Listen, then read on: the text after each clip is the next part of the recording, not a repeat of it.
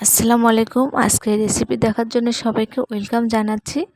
আজ আমি আপনাদের এই সিজনের সবচেয়ে জনপ্রিয় একটি রেসিপি কাঁচা আমের টক ঝাল মিষ্টি আচার রেসিপি তেল ছাড়া। এই আচার রেসিপি আজ আমি আপনাদের সাথে শেয়ার করব। অবশ্যই আমার পুরো রেসিপি দেখার জন্য সবাইকে রিকোয়েস্ট করতেছি, কোনো স্ক্রিপ্ট না করে পুরো ভিডিও দেখার জন্য রিকোয়েস্ট করতেছি। আমি এখানে 4টে আম নিয়ে নিয়েছি। আপনারা চাইলে আরও বেশি করে নিয়ে নিতে পারেন। আর আমগুলোকে আমি এভাবে কুচি করে নিয়ে নিয়েছি। আমি গ্রেটারে গ্রেট করে নিয়েছি। আপনারা চাইলে বটি দিয়েও এই কাজটি করতে পারেন। তো এখন আমি এখানে চিনি দিয়ে দিব। আপনারা যদি কাঁচা আম যদি টক হয় তাহলে 5-10 মিনিটের মধ্যে আপনারা একটু ভিজিয়ে রাখবেন, তারপরে চিনিটা দিবেন। তো যেহেতু আমি এটা অনেক মিষ্টি আম নিয়েছি, সেজন্য আমি এখানে ভিজিয়ে রাখলাম না। আর আমি চিনি দিয়ে এখানে কিছুক্ষণ রেস্টে রেখে তারপরে আমি প্যানে চলে যাব।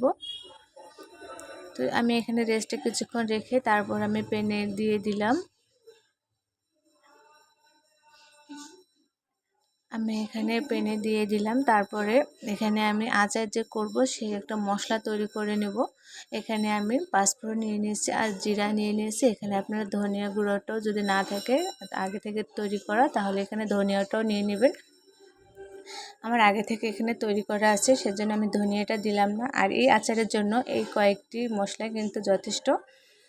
আর এখানে আমি 1 চামচের মতো দিয়ে দিলাম মরিচ, হলুদ হাফ চামচ। আপনারা যেরকম মিষ্টি যেরকম ঝালটা খেতে পছন্দ করেন সেরকম আপনারা নেবেন। তবে এই আচারে কিন্তু হালকা ঝাল টক মিষ্টিটাই অনেক ভালো লাগে, সেজন্য আমি হালকা ঝাল টক মিষ্টি দিলাম। আর এখানে আমি দিয়ে দিলাম ধনিয়ার গুঁড়ো দিয়ে আমি এখানে কিছুক্ষণ এটা নাড়াচাড়া করব যতক্ষণ না পর্যন্ত নিচের পানিটা একদম শুকিয়ে না যায়।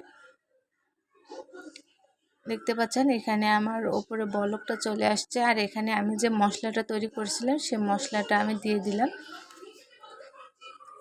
দিয়ে আমি আরও কিছুক্ষণ এটা নাড়াচাড়া করব। আপনারা পুরো কাঁচা আমটা নেওয়ার চেষ্টা করবেন। আমি এখানে কাঁচা আমই নিয়েছি, কিন্তু কাঁচা আমটা আমার হালকা একটু নরম হয়ে গেছিলো। যদি একবারে কাঁচা আমটা নেন তাহলে কিন্তু ভাঙবে না। আমারও এখানে কোনো ভাঙেনি, কিন্তু আমার আমটা খুব একটু নরম, সেজন্য এরকম দেখা যাচ্ছে। তো আপনারা একবারে কাঁচা আমটা নেবেন, তাহলে কিন্তু ভাঙবে না। তো এভাবে আমি কিছুক্ষণ নেড়ে চেড়ে আমটা পুরোটাই আমের যে রসটা আছে পুরোটা আমি এটা চুষে নিব।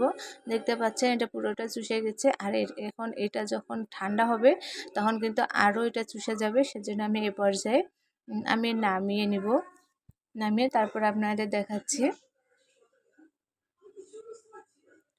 দেখতে পাচ্ছেন না কত সুন্দর কম খরচে এবং তেল ছাড়া কত সুন্দর আচারটা তৈরি হয়ে গেল। দেখে যেন লোভ লাগতেছে, জিভে জল চলে আসতেছে এমন অবস্থা। আপনারা এটা খিচুড়ি, পরোটা, রুটি, যে কোনো ভাত, যে কোনো কিছু দিয়ে এটা কিন্তু খেয়ে নিতে পারেন। অসম্ভব মজার, বা আপনারা এটা কিন্তু এমনিও খেতে পারেন, কিন্তু অসম্ভব মজার রেসিপি। আপনারা চাইলে বাসায় খুব কম খরচে অল্প সময়ের মধ্যে এই রেসিপিটা তৈরি করতে পারবেন। দেখতে পাচ্ছেন আমার এখানে কিন্তু কোনো আমের যে কুচি করে কেটেছিলাম সেটা কিন্তু ভাঙেনি, যে অবস্থায় ছিল সেই অবস্থায় আছে। এত সুন্দর এই রেসিপিটা। আপনারা ঝটপট কিন্তু এই রেসিপিটা তৈরি করে খেতে পারেন। বিকেলে বা যে কোনো নাস্তায় বা শরীর খারাপ হলে টক বা ঝাল টক মিষ্টি অনেক সময় খাওয়ার ইচ্ছা করে।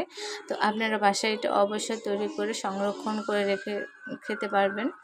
আর খিচুড়ি দিয়ে বা যে কোনো রুটি দিয়ে খেতে কিন্তু এটা অসাধারণ লাগে। তো আজকের রেসিপি আমার কেমন লাগলো অবশ্যই আমাকে জানাবে। আর অবশ্যই আমার চ্যানেলটাকে সাবস্ক্রাইব করে আমার পাশে থাকবেন। আর আমার সব রেসিপি পাওয়ার জন্য অবশ্যই আমার চ্যানেলটাকে সাবস্ক্রাইব করে বেল নোটিফিকেশন বাজিয়ে দিবেন, তাহলে আমার সব রেসিপি আপনাদের ফোনে চলে যাবে। তো সবাই ভালো থাকবেন, সুস্থ থাকবেন, আমার জন্য দোয়া করবেন। আর যারা আমাকে এতদিন সাপোর্ট করে আসছেন সবাইকে অনেক অনেক ধন্যবাদ। এই কাঁচা আমের দুর্দান্ত সাথে কাঁচা আমের টক ঝাল ঝুরি আচার, মিষ্টি আচার, এটা অবশ্যই বাসায় তৈরি করে খাবেন। তো সবাই ভালো থাকবেন। আল্লাহ হাফেজ।